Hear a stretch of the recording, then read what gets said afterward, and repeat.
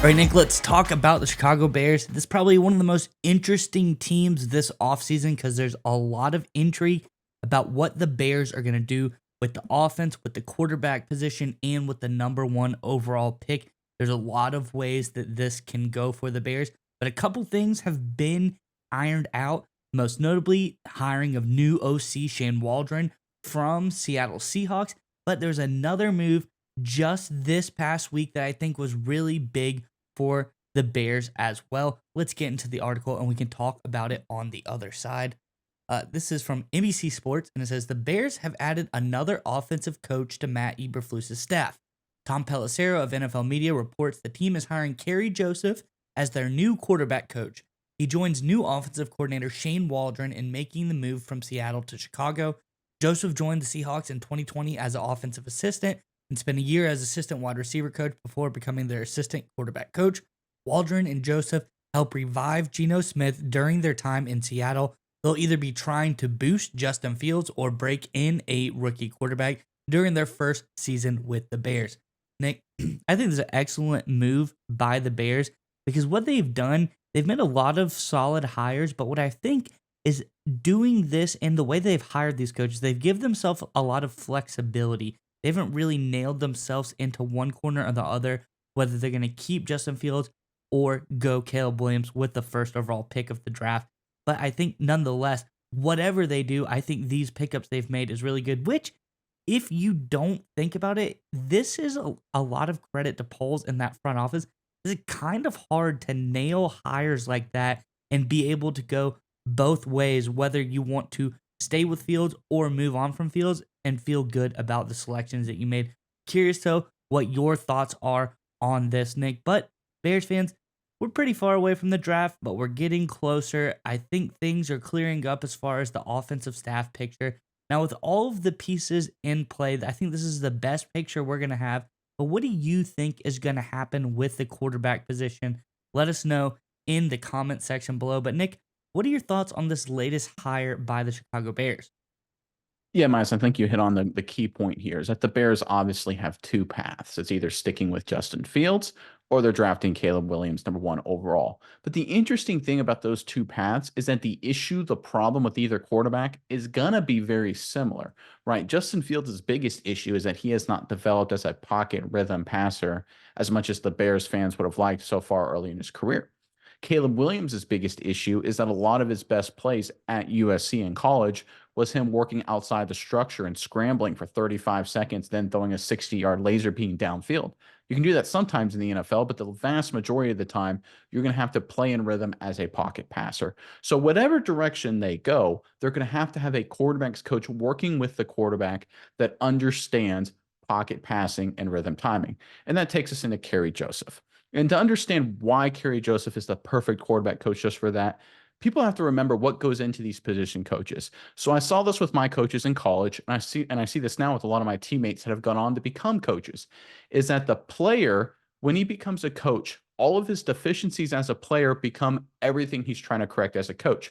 So, for example, if you were a quarterback and then you become a quarterback's coach, let's say as a player, you relied more on your athleticism and less on pocket rhythm timing. A lot of times when you become a coach in that case, you'll then focus on pocket rhythm timing. It's just a weird psychological thing that happens, I think, in human beings where all of us are kind of personally aware of our own flaws and shortcomings.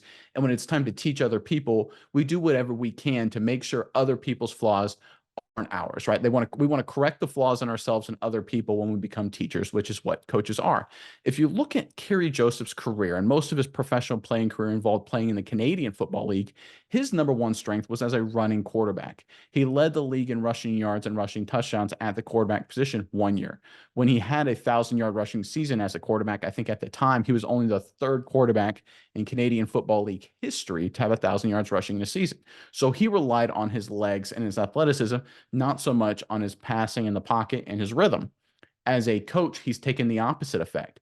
With Geno Smith in Seattle, he has contained the scrambling of the offense. He's made Geno Smith, who coming out of college and for the early part of his career was known for being more of a runner, and he turned Geno Smith into a quality pocket passer who played on rhythm. And obviously, Geno Smith had two very solid years with the Seattle Seahawks. Again, as a coach, you fix your own deficiencies as a player and the players you now coach. And that's exactly what Joseph is going to do for the Bears, regardless if it's Justin Fields or Caleb Williams. That's why I love this hire. They found a scrambling, running quarterback who used his legs as a player, who now knows that's not the recipe for long term success. And they brought in that guy as a quarterback's coach to fix that same potential issue, either in Justin Fields or Caleb Williams. These are the hires that really don't make it on top of ESPN or Fox Sports as whatever as being smart, good hires. But this is what really matters. Whether it's Fields or Williams, the Bears got the perfect guy to aid in their quarterback's development. Yeah, Nick, and I really like your analogy, and as far as your, comparison of, guys that have deficiencies in their game, and attributing to that. That's why I think we would be perfect quarterback coaches. We had no deficiencies Oh, whatsoever. We'd just be very well rounded. But this is a really good hire, I think. Like you said, he's so well rounded as far as he had the athleticism in a league where it was very, uncommon at that time for there to be a lot of athleticism. He was, one of three to be able to do something as such as having 1,000 rushing yard season. So he has that in his repertoire. He knows what that is all about. Then on the other side, you said he now focuses on being a more pocket s passer as far as how he coaches his quarterback.